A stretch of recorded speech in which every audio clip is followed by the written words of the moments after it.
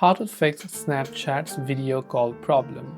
If you're facing issues whenever you're trying to place a video call on Snapchat, there could be a couple of reasons.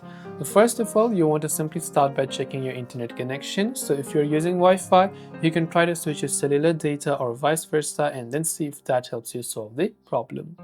If that doesn't, what you want to do is, if you're using Android, just open settings and you can go to apps, and from the app list you want to simply search for Snapchat.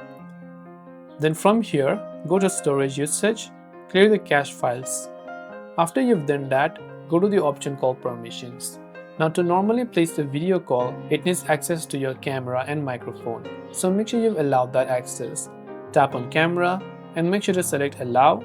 Similarly, go to microphone and make sure to set that to allow as well. And once you've done that, that should definitely be able to help you solve your problem. Hopefully one of these may have helped you solve the problem. If you have got any questions, feel free to leave them down below. Thank you for watching and see you soon in the next video.